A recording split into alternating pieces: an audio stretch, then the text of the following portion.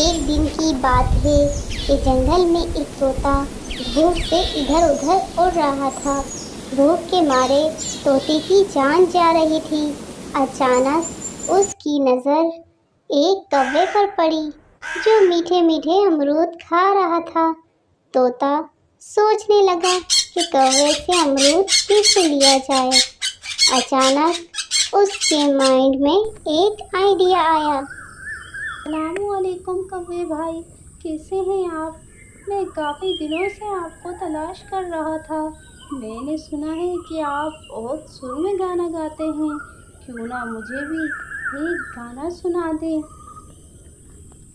کوا سن رہا تھا تو خوشی کے مارے دل ہی دل میں بہت خوش ہو رہا تھا اور سوچ رہا تھا کہ میں بھی اتنا فیمس ہو گیا ہوں۔ وعلیکم السلام جی، میں وہی سریلا کوا ہوں جسے آپ تلاش کر رہی ہیں۔ میں آپ کو ابھی گانا سناتا ہوں۔ میری ماں کہا کرتی تھی کہ میں بہت خوبصورت ہوں اور میری آواز بھی بہت حسین ہے، پر کبھی کسی نے میری کوئی تعریف نہیں کی، مگر آج آپ نے یہ کہہ کر تو میرا دل خوش کر دیا۔ میں ہوں بہت حسین پرندہ، میں ہوں بہت حسین پرندہ۔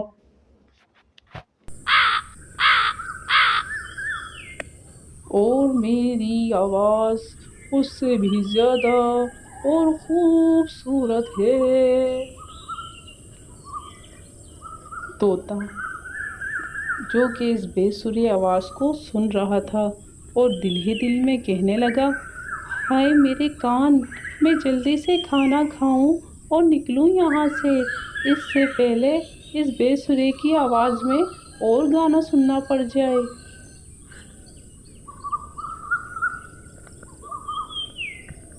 اس طرح کوا گانا گاتا رہا اور طوطا امرود کھاتا رہا۔ اس کہانی سے ہمیں یہ سبق ملتا ہے کہ عقل اللہ تعالیٰ کی بہت بڑی نعمت ہے۔ اسے وقت پر استعمال کیا جائے تو ہم بہت کچھ کر سکتے ہیں۔